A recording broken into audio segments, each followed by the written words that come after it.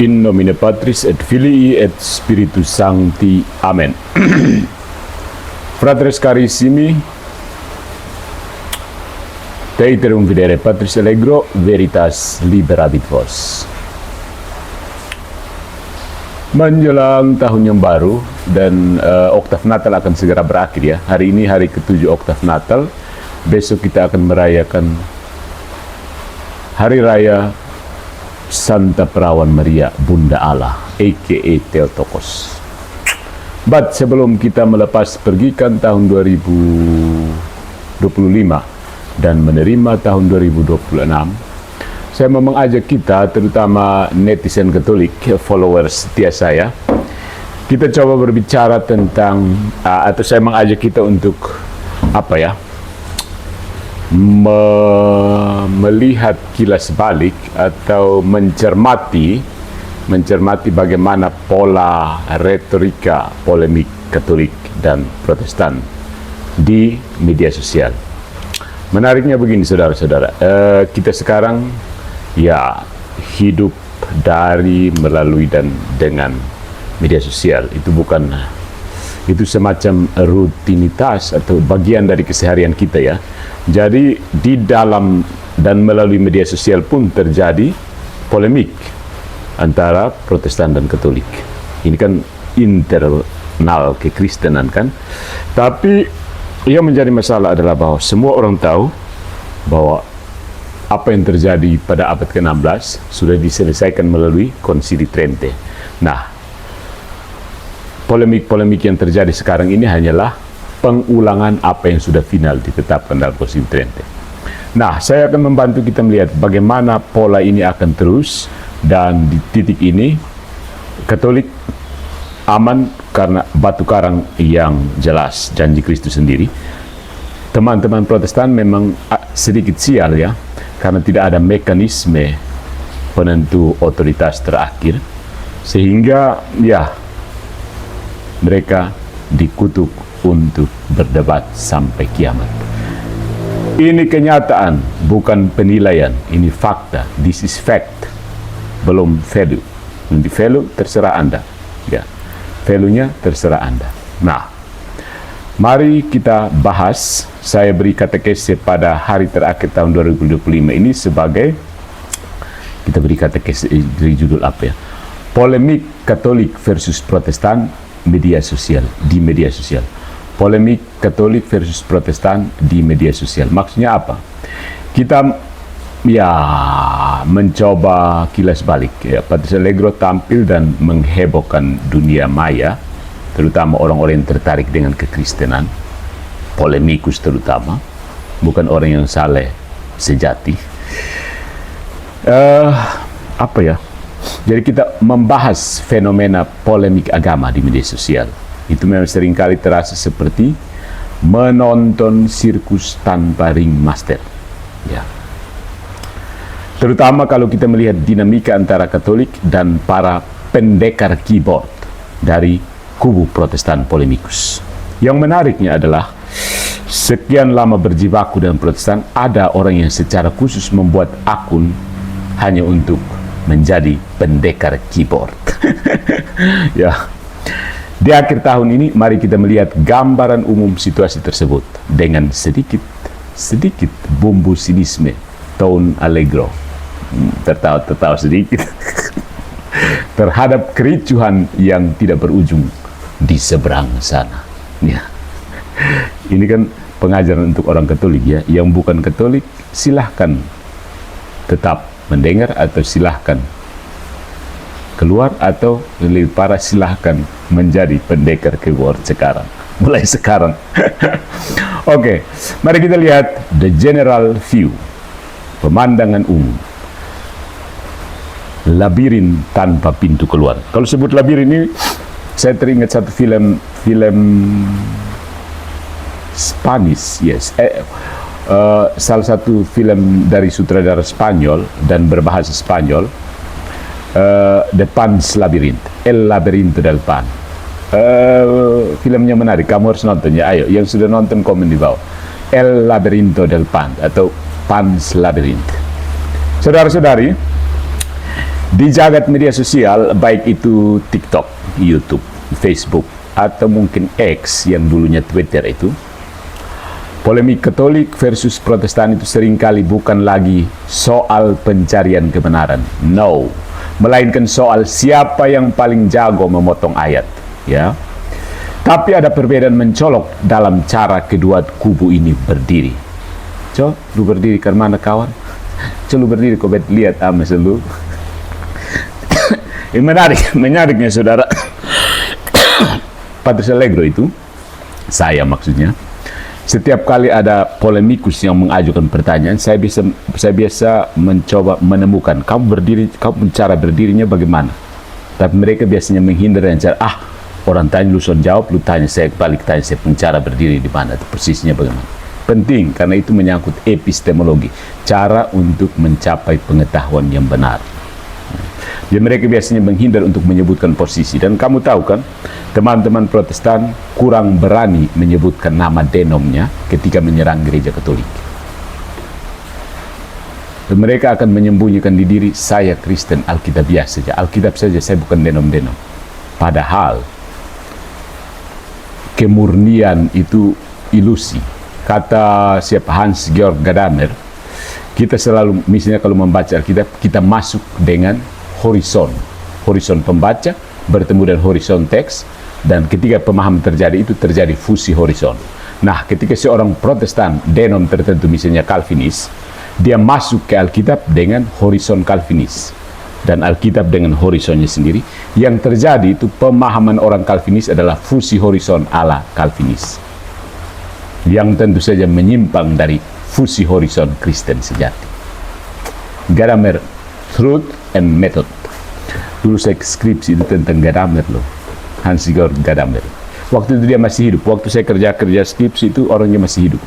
Dia meninggal sekitar tahun 2004 atau 2008 ya. Correct me if I'm wrong. Hans-Georg Gadamer, filsuf hermeneutik. Nah, saudara, tadi kita sebut dua cara, ada perbedaan antara cara dua kubu ini berdiri, kubu Katolik dan kubu Protestan. Ingat, ini soal polemikus ya, bukan soal doktrin, soal polemik. Yang pertama, kubu Katolik, mereka ini berdiri di atas magisterium, tradisi suci, dan suksesi apostolik yang jelas. Ya, ada hierarki, ada katekismus, dan ada jangkar sejarah yang dalam, berakar kuat. Goyang itu pohon tua. Kalau kubu Protestan polemikus, bukan Protestan pada umumnya, ada Protestan yang tidak peduli dengan anti Katolik. Mereka dengan tulus mau merayakan kekristenannya. Kubu Protestan polemikus berdiri di atas tafsir mandiri yang jumlahnya sebanyak jumlah kepala penganutnya. Ya. Mereka seperti orang yang mencoba membangun rumah di atas pasir hisap. Pasir hisap ini saya belum pernah bertemu, tapi menurut orang-orang, semakin kita bergerak, dia semakin menarik kita ke bawah dan akhirnya tenggelam. Nah, mereka seperti orang yang mencoba membangun rumah di atas pasir hisap sambil berteriak bahwa mereka punya peta yang paling akurat, paling murni, paling menunjuk ke arah yang benar. Padahal petanya mereka gambar sendiri tadi pagi. Waktu lonceng Angelus jam 6. Peraturan bisa gambar cepat-cepat supaya hari diposting di Facebook. Ya, dan inilah hobi berdebat sampai kiamat. Ya. Masalah utama dari teman-teman Protestan polemikus, sekali lagi saya tekankan Protestan polemikus, masalah utama dari teman-teman Protestan polemikus ini adalah mereka tidak memiliki mekanisme penyelesaian konflik. Ya, tidak punya.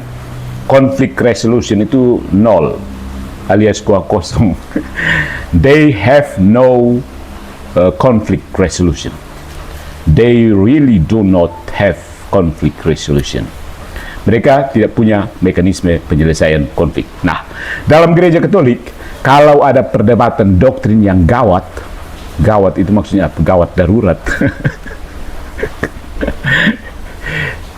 Intensive Care Unit, ICU ya, dulu UGD, sekarang IGD, unit gawat darurat, instalasi gawat darurat, Intensive Care Unit. Ya, maksudnya perdebatan doktrin yang gawat darurat, kita punya konsili, bro. Kita punya Bapak Suci, bro.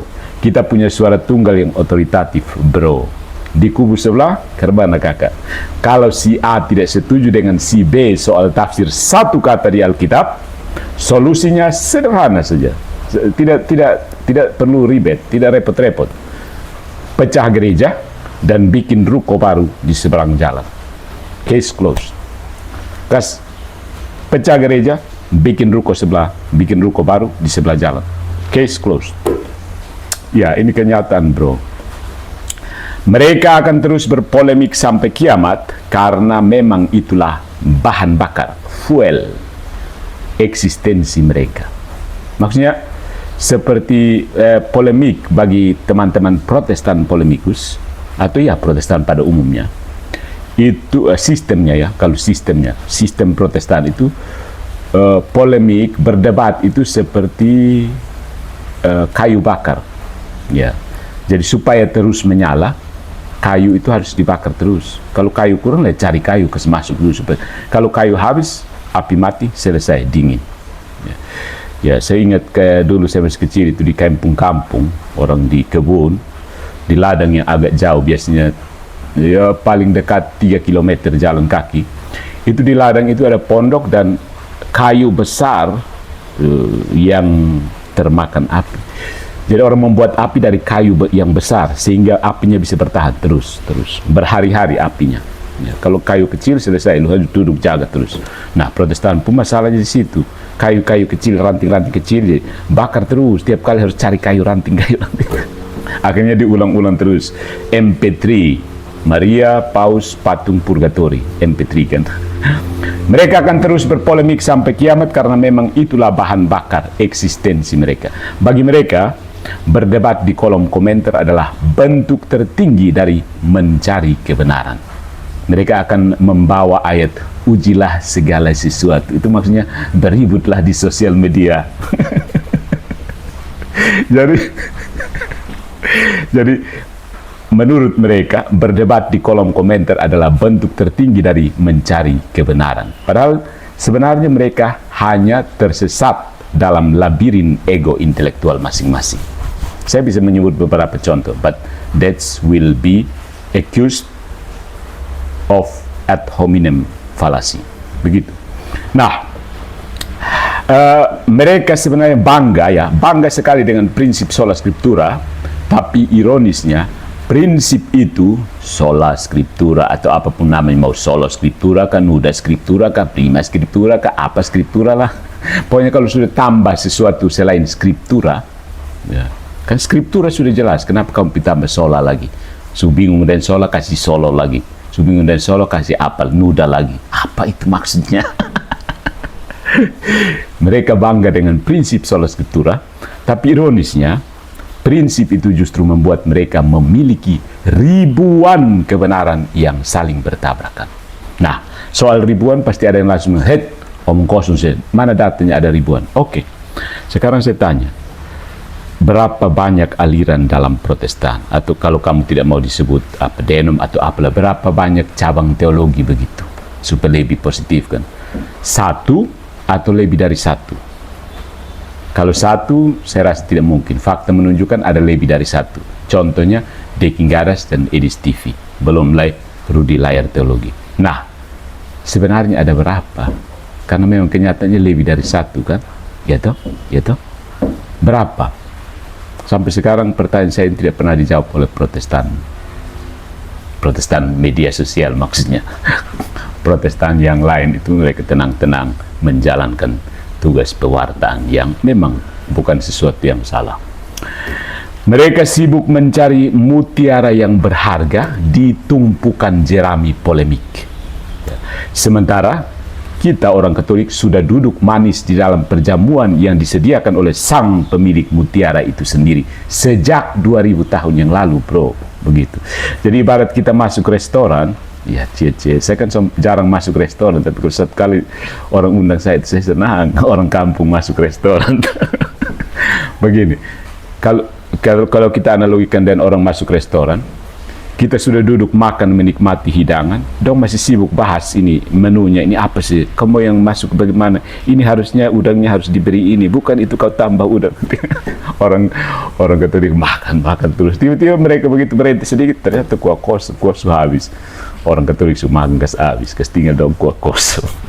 Jadi begini, mereka sibuk mencari mutiara yang berharga di tumpukan jerami polemik abad ke-16 yang terus-menerus diulang-ulang seperti kaset rusak itu.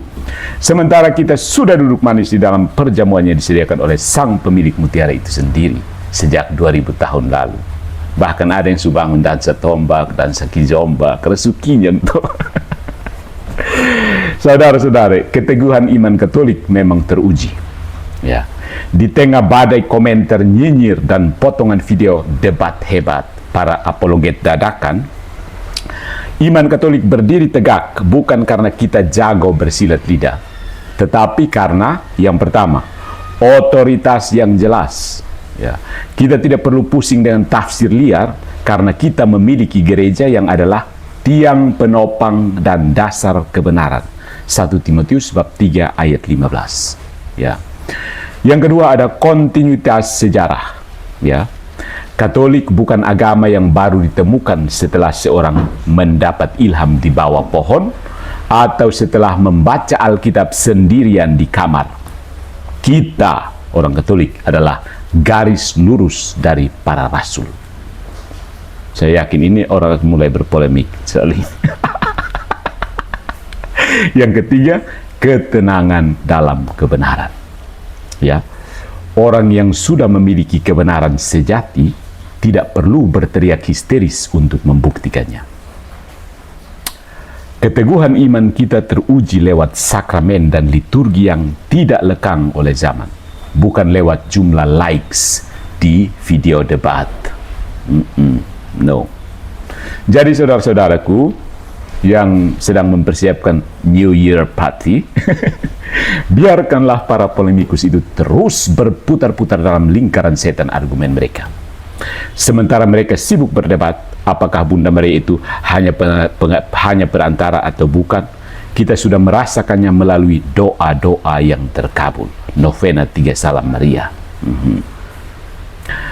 Sementara mereka sibuk membedah ayat untuk menyerang paus, kita menikmati kesatuan di bawah satu gembala, Roma Locuta Causa Finita.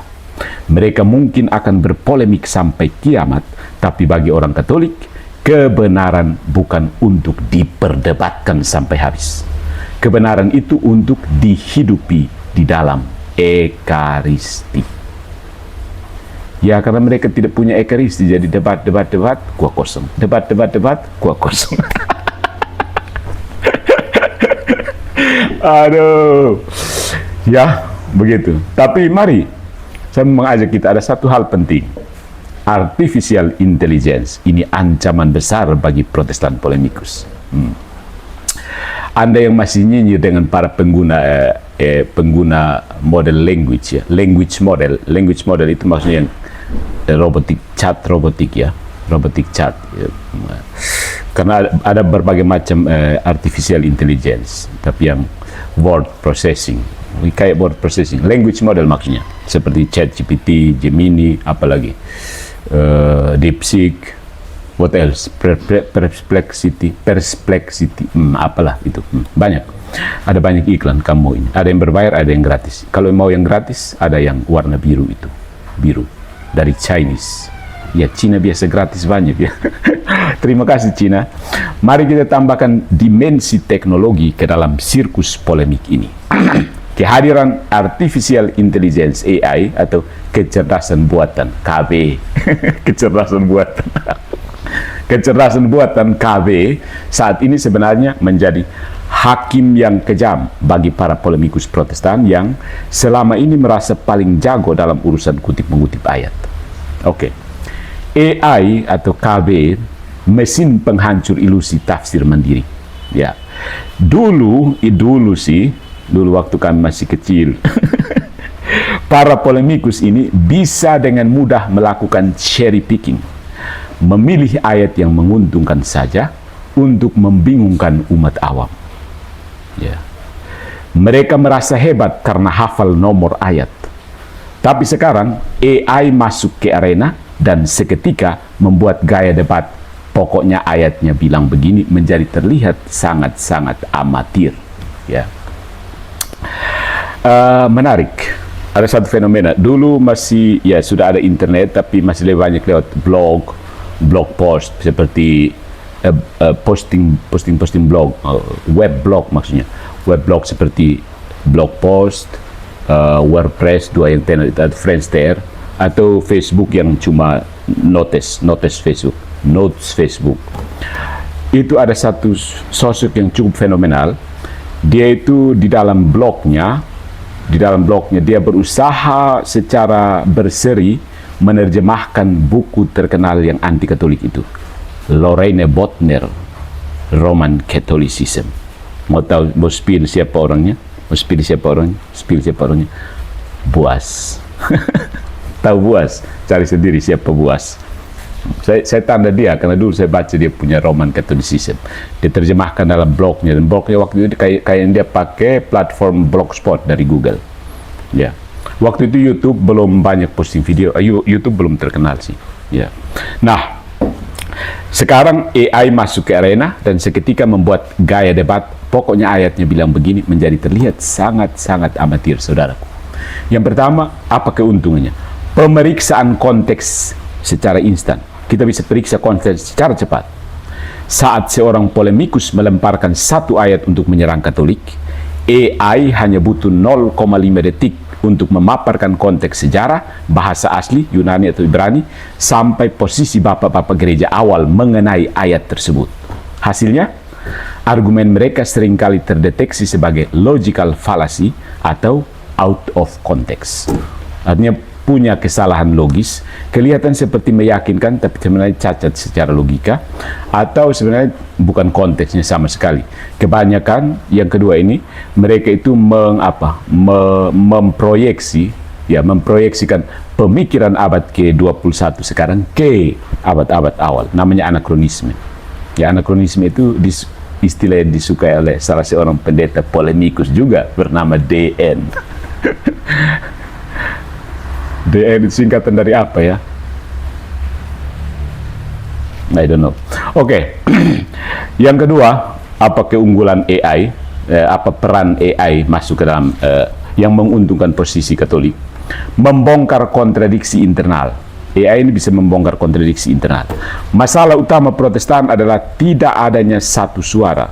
Ya, coba masukkan argumen 5 tokoh Protestan berbeda tentang satu topik ke dalam AI. Saya sudah berusaha dan beberapa kali saya temukan. Misalkan, coba kalau ada kita tiga juga boleh, 3 saja. Baru-baru kan saya sempat masukkan MBM, DN, SES dan RLT. Ya, singkatan dari apa ya? Cari sendiri. Jadi saya masukkan membahas topik yang sama, tapi where is the benang merah? Ya, coba masukkan argumen 5 tokoh Protestan berbeda tentang satu topik ke dalam AI. Yang ramai itu baru-baru kan tentang salib kan? Ya. Satu topik dalam AI, maka AI atau KB tadi ya, kecerdasan buatan. KB akan menunjukkan betapa mereka saling bertabrakan satu sama lain. Allegro bilang baku naik satu sama lain. AI KB secara matematis membuktikan bahwa kebenaran mereka hanyalah opini yang terpecah-pecah. Begitu. Kita mau pakai editing duar-duar kan? Jangan, ini tanggal 31 kita harus hening. AI saja punya logika, bro. Masa kamu tidak? Sungguh ironis ya, melihat para polemikus ini masih menggunakan pola debat abad ke-16 di era digital. Ya. Ayo Allegro, turun kita ketemu di panggung. Ih, kampungan sekali ya. Mereka terjebak dalam algoritma yang mereka ciptakan sendiri, sementara AI dengan sangat tenang bisa menunjukkan bahwa struktur argumen mereka hanyalah perulangan dan pengulangan. Ini mana yang benar? Pengulangan. Silakan guru bahasa Indonesia jelaskan kepada saya, komen di bawah. Perulangan dan pengulangan bedanya di mana? Struktur argumen mereka hanyalah perulangan yang membosankan tanpa konklusi. Soalnya ada konklusi.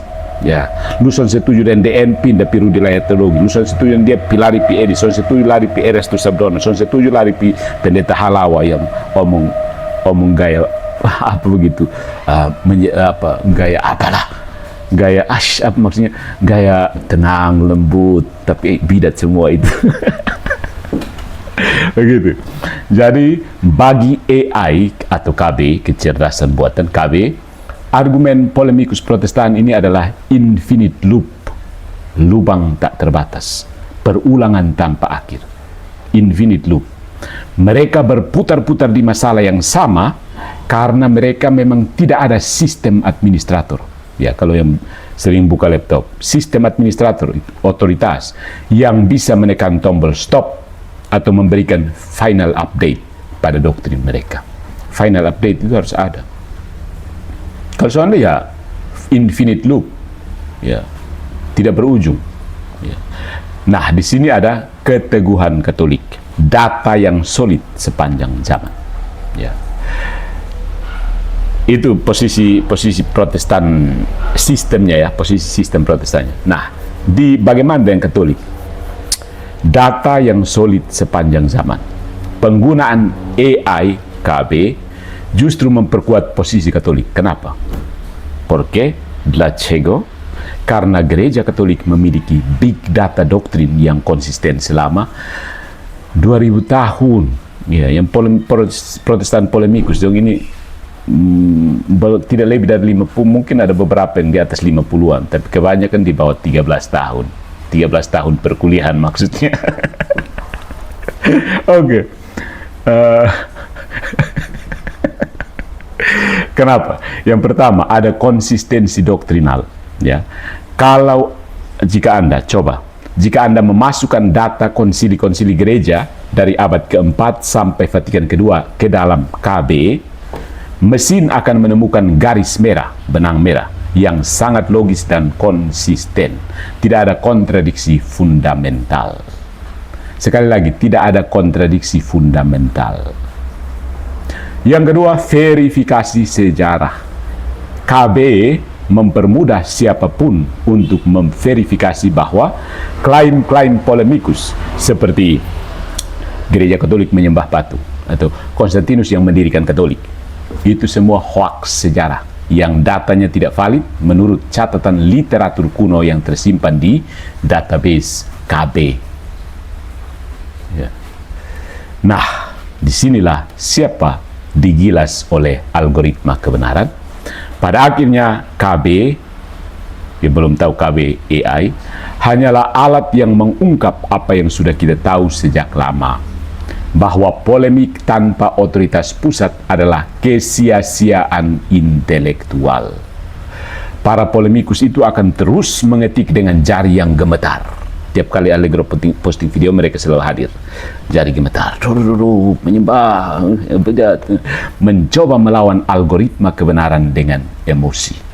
Sementara iman Katolik tetap tenang karena kebenaran kita bukan hasil otak-atik ayat gatuk semalam, tetapi adalah kebenaran yang teruji secara historis, teologis, dan kini secara data. Data itu dari bahasa Latin, dari kata kerja dare, memberikan. So, apa yang data itu datangnya dari mana? Dari tradisi. Jadi ada dare dan tradere. Tradisi memberikan data. Jadi kalau lu buang tradisi, lu sudah ada data, bro. Begitu. Oke, mereka mungkin bisa membodohi algoritma TikTok dengan musik latar yang dramatis, tapi mereka tidak bisa membodohi kecerdasan murni yang mampu melihat bahwa di balik argumen mereka hanya ada kekosongan otoritas. Kita bikin editing duar-duar kan, tidak usah ya. Hening, ingat, silensium. Jadi, oke. Allegro kok ngomong-ngomong saja. Mari kita lihat satu contoh klasik. Ambil satu contoh klasik yang paling sering mereka goreng di media sosial. Goreng-goreng balik gula lagi. goreng. Dulu ada roti goreng balai gula. Tidak tahu sekarang masih ada gak roti goreng balai gula. Gulanya itu biasa ditumbuk. Ya kalau sekarang mungkin pakai blender ya. Gula pasir putih. Dulu saya masih kecil, ibu-ibu masih manual. Ambil pasir putih, ambil lesung kayu, lalu tumbuk itu gula pasir jadi bubuk gula. Sesudah roti goreng, rotinya selesai digoreng, gula ditaburkan di nampan, lalu rotinya dibolak-balik di situ. Jadi roti goreng balai gula. Oke. Satu contoh klasik yang paling sering mereka goreng di media sosial. Gereja Katolik menambahkan kitab ke dalam Alkitab, Apokrifa Deuterokanonika. Oke. Biasanya polemikus akan berteriak, Paus menambah-nambahi firman Tuhan di Konsili Trente. Sekarang mari kita lihat bagaimana AI menelanjangi kebodohan argumen ini dengan data yang presisi dan kejam. Contoh sebelum eksperimen yang dari AI Gemini misalnya menghantam polemik dengan logic and data AI. Ya, misalnya seperti ini. Kalau memasukkan klaim ke dalam AI seperti ChatGPT atau language model besar lainnya, AI atau KB tidak akan merespons dengan emosi, itu yang bagusnya, melainkan dengan pencocokan pola sejarah. Ingat, pencocokan pola sejarah. Ya, pencocokan pola sejarah. Sebelum kita masuk ke bagaimana AI sebagai mesin kecerdasan itu kan artificial intelligence itu, AI tidak berpikir ya saudara, AI mengolah data. Ya, inputnya apa dia kasih, input output sama. Contoh palingnya soal Deuterokanonika itu inkonsistensi jelas-jelas dari Protestan polemikus, misalnya Bapak DN yang terhormat itu soal kanon dia merangkul Jerome, tapi kemudian hanya itu selesai, untuk soal lain Jerome dibuang. Jadi itu pilih-pilih, tidak konsisten sebenarnya. Oke, kamu tahu kan siapa Jerome bagi Deuterokanonika dan bagi Protestan polemikus, dan kamu juga tahu siapa Jerome bagi keperawanan abadi Maria dan bagi Protestan polemikus. You know what their position is. What was their position? Didn't you? Bahasa Inggris saya benar kok. Oke. Polemik yang pertama, deteksi kebohongan sejarah, timeline check. Nah, ini yang penting. AI membantu untuk timeline check. Polemikus sering mengklaim Katolik baru memasukkan kitab Deuterokanonika pada abad ke-16 di Konsili Trente. Nah, jawaban AI biasanya salah. Data menunjukkan bahwa kanon yang sama, 73 kitab, sudah ditetapkan di Konsili Hippo 393 Masehi dan Konsili Kartago 397 Masehi.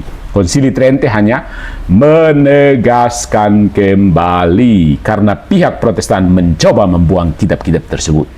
That's it. Nah, AI secara tidak langsung mengatakan seperti ini. Anda bukan sedang berdebat soal teologi, Anda sedang mempertontonkan kegagalan Anda dalam pelajaran sejarah dasar. Ya kan? Gitu. Itu deteksi kebohongan sejarah atau timeline check. Yang kedua itu deteksi kontradiksi logika atau de sola scriptura paradox. Sola scriptura ini paradoks sekali, tapi mereka mati-matian bilang, pokoknya kamu strawman terus terhadap sola scriptura, strawman terus. Strawman apa? Kalau memang sampai orang strawman terus kan tidak pernah dipahami dan benar, berarti itu masalah di slogan itu. Polemikus mengklaim Alkitab adalah satu-satunya otoritas atau apalah, pokoknya Alkitab diapakan, diberhalakan begitu. Tapi mereka membuang kitab yang sudah digunakan gereja selama 1500 tahun. Ya, jawaban AI kira-kira begini. Kalau Anda menggunakan kriteria Martin Luther untuk membuang kitab seperti Yakobus atau Makabe, Anda sedang menggunakan otoritas manusia untuk menentukan firman Tuhan. Dan ini secara logis membatalkan prinsip sola scriptura Anda sendiri, bro. Jadi itu self-refuted argumen. Orang Katolik tidak perlu ini. Orang Katolik hanya pakai akal sehat lalu buang itu ke tempat sampah. Ya, saya kan bilang toh, semua buang. Dan yang kedua, AI itu mendeteksi sistem error. Ya, sistem error dalam otak mereka. Mereka menolak otoritas paus, tapi menjadikan diri mereka sendiri paus-paus kecil yang berhak menyortir Alkitab sesuka hati. Kalau paus Katolik ya bertanggung jawab kepada para uskup. Kalau paus Protestan ya dia bertanggung jawab di dia pun akun YouTube saja. Bahaya. Nah, itu tentang bagaimana kira-kira misalnya logika dan data memeriksa secara AI dengan menggunakan logika dan data memeriksa proposisi dari Protestan polemik tadi kita. Yang berikutnya analisis literasi soal Septuaginta atau LXX. Itu kan angka Romawi kan, Septuaginta. Polemikus sering berkata seperti ini, Yesus tidak pernah mengutip kitab-kitab itu. Oke, faktanya sekitar 80% kutipan perjanjian baru di dalam Alkitab diambil dari Septuaginta yang mencakup kitab-kitab Deuterokanonika. Penulis Alkitab menggunakan versi itu. Tapi tambahan saya, Yesus tidak pernah mengutip kitab-kitab itu kan. Yesus juga tidak pernah mengutip beberapa kitab lainnya. Kenapa tidak dibuang sekalian? Begitu. Kenapa dipertahankan? AI membuktikan bahwa para polemikus ini sebenarnya kurang baca sih. Mereka sibuk bikin konten tapi lupa riset arkeologi teks. Duar. Ya, sebagai pemandangan terakhir, ending view, the digital purgatory. Ini istilah menarik ya. Saya mencoba merumuskan seperti purgatorium digital. Para polemikus ini sekarang sedang panik. Dahulu, zaman-zaman beta masih kicik kakak, mereka bisa membodohi umat dengan kutipan-kutipan pendek yang dipelintir. Sekarang, siapapun yang punya akses KB bisa melakukan cek fakta hanya dalam hitungan detik. Keteguhan Katolik teruji. Iman Katolik seperti open source code yang sudah terverifikasi selama 2000 tahun. Tidak ada bug, ini istilah komputer ya, komputer programmer. Tidak ada bug yang ditemukan dalam konsistensi doktrinnya dari zaman Rasul sampai detik yang ini yang saya omong ini, detik sekarang. Sementara itu, argumen Protestan polemikus terlihat seperti software bajakan yang penuh dengan virus kebingungan dan terus-menerus butuh patching, tambalan setiap kali mereka pecah gereja. Luther mulai dengan software bajakannya, kemudian diserang oleh virus dari Calvin, ya. Kemudian dipatching oleh Zwingli, datang lagi dipatching oleh siapa lagi, Ellen G. White. Ya. Calvinisme jadi software bajakan terbaru, kemudian diserang oleh virus dari Arminianisme. Sungguh-sungguh menghibur, sungguh sangat menghibur melihat mereka berdebat di kolom komentar menggunakan smartphone hasil teknologi KB, tapi isi kepalanya masih terjebak dalam mitos-mitos anti-Katolik yang bahkan AI atau KB pun merasa malu untuk memprosesnya. Sudah pakai smartphone bagus-bagus, tapi otak masih mitos anti-Katolik abad ke-16 ini. Bisa. Upgrade dulu dong, upgrade. Minimal belajar pakai ini artificial intelligence. Itu tools yang sangat-sangat bagus. Kenapa terlalu nyinyir dengan AI ya? Kalau memang kamu masih takut-takut dengan AI, saya sarankan baca ya minimal baca atau coba baca artikel-artikel yang menulis tentang artikel-artikel dari Luciano Floridi atau artikel-artikel dari Luciano Floridi atau tentang Luciano Floridi. Ya, salah satu yang saya usulkan, ada beberapa sih. Atau kalau kamu masuk ke rada lebih filosofis, mungkin Byung-Chul Han ya. Byung-Chul Han. Filsuf Korea yang tinggal di Jerman. Byung-Chul Han. Silakan. Info menarik kan, yang agak ada minat filsafat silahkan cari Byung-Chul Han dan Luciano Floridi. Ya, oke. Nah, pada akhirnya saudara-saudariku, hiruk pikuk polemik di media sosial itu hanyalah debu digital yang akan tersapu oleh waktu. Ya, debu digital akan tersapu. Trennya nanti tiba-tiba satu orang buat pernyataan kontroversial, lalu Protestan akan baku naik di situ.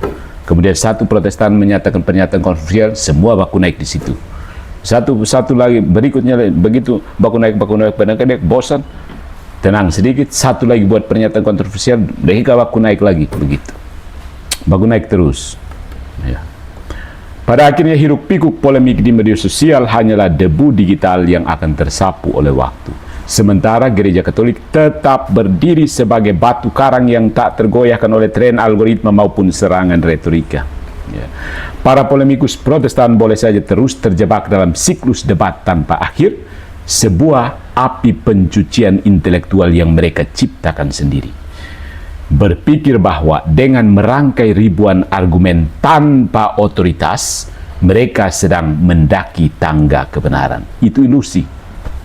Padahal di era KB yang mampu membedah kepalsuan data dalam sekejap, kekacauan sistemik mereka semakin telanjang. Kita mesti telanjang dan benar-benar bersih. Mereka adalah para pengembara tanpa kompas yang sibuk memetakan bintang dengan mata tertutup.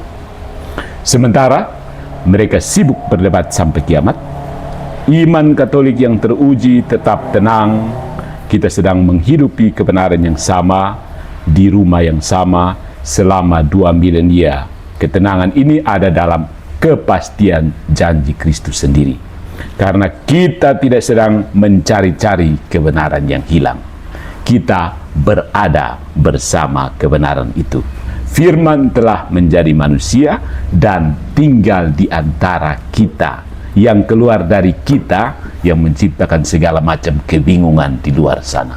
Dan diperparah oleh algoritma sosial media. So, welcome back into the jungle of Protestantism, but keep calm and stay away from Protestantism.